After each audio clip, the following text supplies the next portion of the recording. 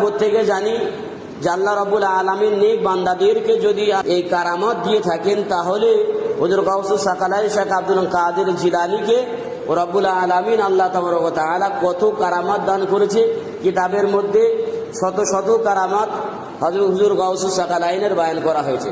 তার মধ্যে একটি অত্যন্ত সুবিখ্যাত কারামত হলো যে হুজুর গাউসুস সাকালাইন শেখ আব্দুল কাদের জিলানী আল বাগদাদি রাদিয়াল্লাহু তাআলা আনহু যখন বাগদাদ শহরে থাকতেন, বাগদাদ শহরে অপর সাইডে একটি পাদ্রী, খ্রিস্টানদের পাদ্রী ছিল।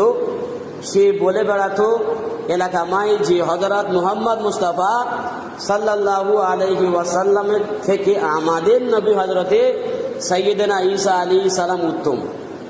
তাকে মানুষ জিজ্ঞাসা করলো যে মুহাম্মদ সাল্লাল্লাহু আলাইহি ওয়াসাল্লামের থেকে হযরত ঈসা আলাইহিস সালাম উত্তম কিভাবে? তো সেই ইহুদি খ্রিস্টান পাদ্রী তখন মানুষদেরকে বোঝাতে থাকতো এমনভাবে যে রব্বুল আলামিন আল্লাহ তাআলা হযরত ঈসা আলাইহিস সালামকে জীবিত মানুষকে মুর্দা মানুষকে জীবিত করা এবং জীবিত মানুষকে মুর্দা করার এই মুজিজা দান করেছিল। এই জন্য ঈসা আলাইহিস সালাম মুহাম্মদ সাল্লাল্লাহু আলাইহি সাল্লামের থেকে উত্তম। এই খবরটা, এটা কোরআনের কথা। ঈসা আলাইহিস সালামকে রব্বুল আলামিন কি দিয়েছিলেন? এই শক্তি দিয়েছিলেন। এটা কোরআনের কথা, অস্বীকারের কোনো বিষয় নেই। কিন্তু আমার দয়াল নবীকে কি রব্বুল আলামিন দেয়নি? আহলে সুন্নাত ওয়াল জামাতের এখানে একটা আকীদা বয়ান করে দেই যে আহলে সুন্নাত ওয়াল জামাতের আকীদা হলো যে রব্বুল আলামিন আল্লাহ তাআলা বাবা আদম আলাইহিস সালাম থেকে নিয়ে নবী ঈসা আলাইহিস সালাম পর্যন্ত যত নবী রসুল পাঠিয়েছেন, প্রত্যেক নবী এবং রসুলদেরকে এই মুজিজা দান করেছেন। কোন আম্বিয়া আলাইহিস সালামকে একটি মুজিজা দিয়েছে, কোন আম্বিয়া আলাইহিস সালামের দুটো, তিনটে, একাধিক দিয়েছে। আর আমার দয়াল নবী সাল্লাল্লাহু আলাইহি ওয়াসাল্লামকে রব্বুল আলামিন আদম আলাইহিস সালাম থেকে নিয়ে ঈসা আলাইহিস সালাম পর্যন্ত যত নবী রসুল এসেছেন, সমস্ত মুজিজাকে একত্রিতভাবে দয়াল নবীকে দেওয়া হয়েছে এবং দয়াল নবীকে আরো অধিক মুজিজা রব্বুল আলামিন দান করেছেন। জোরে বলু সুবহানাল্লাহ। অতএব এই জন্য দয়াল নবী সাল্লাল্লাহু আলাইহি ওয়াসাল্লাম মাথার চুল মোবারক থেকে নিয়ে আর পায়ের তালু মোবারক পর্যন্ত পুরোটাই দয়াল নবী সাল্লাল্লাহু আলাইহি ওয়াসাল্লাম মুজিজা। দয়াল নবী হেঁটেছেন মুজিজা, খেয়েছেন মুজিজা, আরাম করেছেন সেটাও মুজিজা। দয়াল নবী সাল্লাল্লাহু আলাইহি সাল্লাম কথা বলেছেন সেটাও মুজিজা। এটা হল আহলে সুন্নাত ওয়াল জামাতের আকীদা। তাহলে বোঝা গেল যে দয়াল নবী সাল্লাল্লাহু আলাইহি ওয়াসাল্লামই হলেন কি? শ্রেষ্ঠ নবী। এটাই কোরআনের ফয়সালা, এটাই রব্বুল আলামিন আল্লাহ তাবারক ওয়া তাআলার ফয়সালা। অতএব তারা খ্রিস্টান কি বয়ান করছে গ্রামে গ্রামে ঘুরে ঘুরে যে মুহাম্মদ সাল্লাল্লাহু আলাইহি ওয়াসাল্লামের থেকে ঈসা আলাইহিস সালাম শ্রেষ্ঠ। এই খবর যখন হুজুর গাউসুস সাকালাই শেখ আব্দুল কাদের জিলানী আল বাগদাদি হুজুরের কাছে গেল, জমুক এক পাদ্রী রয়েছে, উমুক এক পাদ্রী, খ্রিস্টানদের পাদ্রী, সে তো মানুষকে এমনভাবে গোমরা করছে, বেঈমান করে দিচ্ছে। তখন হুজুর সাকালাইন সেই পাদ্রীর কাছে গেলেন।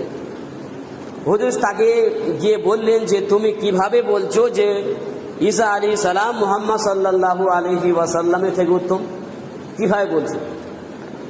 তখন সে বলছে আমার নবী ঈসা আলাইহিস সালাম মৃত ব্যক্তিকে জিন্দা করতে পারতেন এবং জিন্দা মানুষকে মৃত করতে পারতেন, এই কারণে ঈসা আলাইহিস সালাম উত্তম। তখন হযরত পীরানে পীর শেখ আব্দুল কাদের জিলানী বললেন ঠিক আছে, এই কারণে যদি সাইয়্যিদিনা ঈসা আলাইহিস সালাম উত্তম হয় বা শ্রেষ্ঠ হয়, তাহলে আমি কে? আমি তো নবী নয়, আমি রসুল নয়, আমি হলাম সেই মুহাম্মদ সাল্লাল্লাহু আলাইহি ওয়াসাল্লামের একজন নাতি, নওয়াসা, এবং তার বংশের একজন মানুষ, এবং সেই নবীর একজন গোলামের একজন গোলাম। আমি যদি কোনো মৃত ব্যক্তিকে জীবিত করে দিতে পারে, তাহলে তুমি কি মানবে যে মুহাম্মদ সাল্লাল্লাহু আলাইহি ওয়াসাল্লাম শ্রেষ্ঠ এবং তুমি মুসলমান হবে? তখন সেই খ্রিস্টান তো পেঁচে পড়ে গেছে, এবার কি বলবে? তখন যখন পেঁচে যে পড়লো, পড়া বলা ঠিক আছে, তাহলে আমি ইসলাম ধর্ম কবুল করবো এবং ইসলাম গ্রহণ করে নেবো যদি আপনি কোনো মৃত ব্যক্তিকে জীবিত করতে পারেন। কে বলবে যে আমি মরবো? কোনো মানুষ তো মরতে যাবে না। তো হুজুর বললেন ঠিক আছে, তাহলে তুমি আমাকে এই বাগদাদ শরীফের কোনো একটি পুরাতন কবরস্থানে নিয়ে চলো, সবথেকে যে কবরটা পুরাতন সেই কবরে নিয়ে চলো। তো হুজুর গাউসুল সাকালাইন শেখ আব্দুল কাদের জিলানীকে ওই পাদরি একটা পুরাতন কবরস্থানে নিয়ে গেল। তো এই যে কবর দেখা পাচ্ছে অনেক আগের কবর, 100-200-300 বছর আগের কবর, এই কবর থেকে তুমি জিন্দা করে দেখাও। তো কেতাবে লেখা হয়েছে হুজুর গাউসুল সাকালাইন শেখ আব্দুল কাদের জিলানী রাদিয়াল্লাহু তাআলা আনহু সেই কবরের কাছে যখন গিয়ে বললেন যে কুম বিইজনিল্লাহ, ওগো কবরবাসী তুমি আল্লাহর আদেশে আল্লাহর হুকুমে জিন্দা হয়ে যাও, জোরে বলুন সুবহানাল্লাহ। তা কেতাবে দেখা হলো যখন হুজুর গাউসুল সাকালাইন শেখ আব্দুল কাদের জিলানী এই কথা বললেন, সঙ্গে সঙ্গে কবর চিরে কবর ফাঁক হয়ে ওই ব্যক্তি দয়াল নবীর কলেমা পড়তে পড়তে লা ইলাহা ইল্লাল্লাহু মুহাম্মাদুর রাসূলুল্লাহ এই কলেমা পড়তে পড়তে দাঁড়িয়ে গেলেন, জোরে বলুন সুবহানাল্লাহ।